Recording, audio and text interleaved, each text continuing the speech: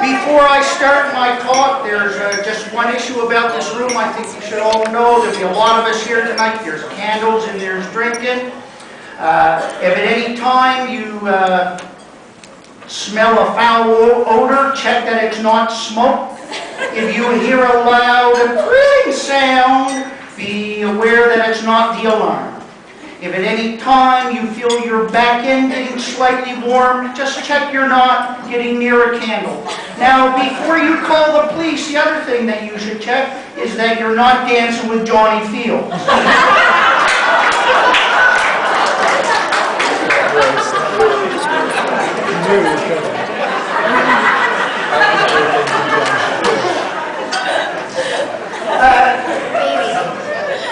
I'd like to say all the lovely things about Vanessa that everybody else is, but unfortunately I haven't known her for a huge number of years.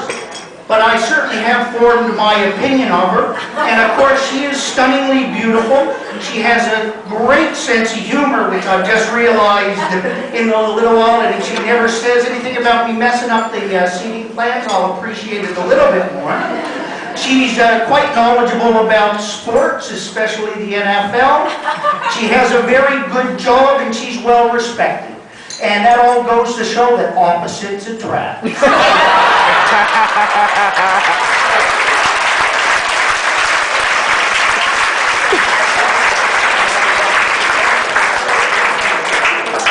But I'm really here to be the last speaker before the band starts, and I'm really here to speak about Joey. And I've known Joey all his life, from when he was born, and he's a very, very good friend of mine and my family. We both enjoy beer and sports, and even work together. We spend time together. And to witness him in the last 5 years, I've really got to say what a fine young man he's become. And that's why I have the honor to speak about him and his perfect woman here today. But that's not always been the case. Let's be honest. Joey's hasn't always been the good man that he is today. Can you imagine what Joey was like when he was a kid? The offspring of the best country and western singer in Lower Sackville, and still not bad at it. And a sheet metal worker with the desire to eat anything and everything in quantities previously reserved for whales and elephants. So I have a few stories of things that I remember from Joey's life. I remember Joey's first words. Hello, darling. Joey used to tell me how he used to sit around and his dad would read him the Sobeys flyer. There was a time that Joey was over at our house with my boys. He was crying, and he said, my 6 goldfish died. Anyway, about an hour later, he went home and he come back and he said, I said, Joey, you seem like you're happier now. And he says, yeah. He says, my dad made me a special lunch. He said, it was a half a dozen pan-fried baby haddock.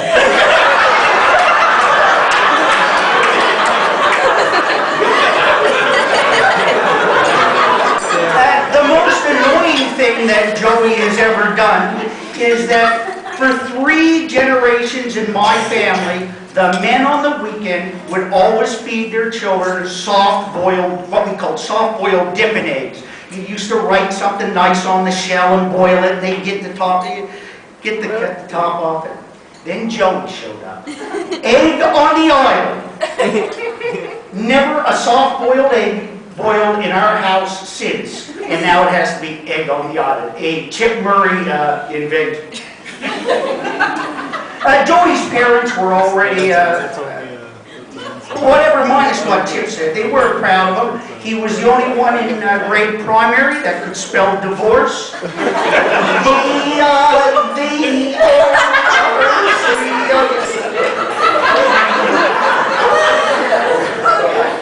And now, I'm not saying that I heard this firsthand, but I have heard this from somebody, is that in grade 1, Joey had his greatest academic achievement. The teacher asked him if he knew any nursery rhymes. Joey had his arm up. He says, yes, I do know the nursery rhyme. My dad sings it to me all the time. Joey had a little lamb. His father shot it dead. Now Joey takes that lamb to school between two chunks of bread.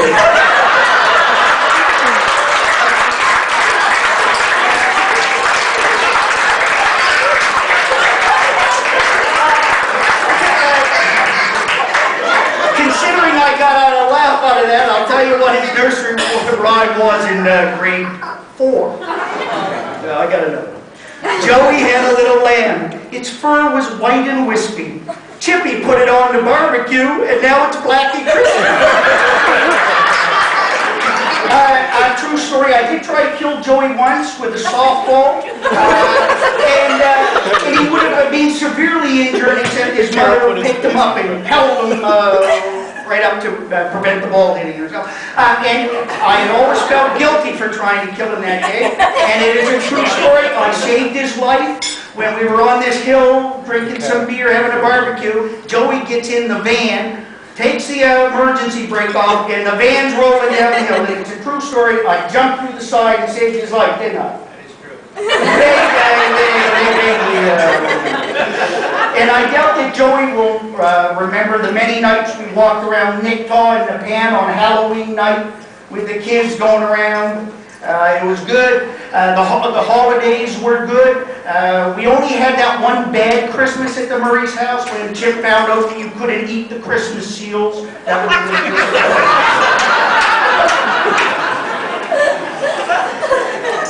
do you think it was strange that the only three-legged dog in the neighborhood was their neighbors? There's got to be something strange about that. And they talked about his love for sports. Well, I'll give you a very short recap of Joey's minor hockey career. Once during roller hockey, from center ice, he scored on Bruce McKinley. From center ice, Bruce McKinley fired his glove up. He was machine gunning it. It was Bruce McKinley. and that same desire to feel famous by just sheer luck or poor ability on the other guy. We're golfing the other day, Chip. And doesn't he's trying to chip on the green. He scuffs it off a tree through the branches down, and it rolls that far from the hole. And he's doing all these Tiger Woods. That was just lucky, Joey. That wasn't good, I gotta tell you. And it just to remind you that the highlight of his minor hockey career was in 1993, where people tell me he was in his own end twice. And Joey, this is especially for you on the trip to Boston your father was talking about. I know you stole the liquor. You don't know, now you're married, you don't have to. I know you contributed to the amateur video filmed at my house that caused all the furniture destruction. No. And now look at you now. It's quite amazing. He's got all the characteristics of his parents. He's as strong, fair, and as honest as his father is. He's as kind, considerate, and compassionate as his mother is. He's a Leaf fan, a sports guy, a golfer, and actually, if it wasn't for Kyle and John, he'd be a pretty good guy.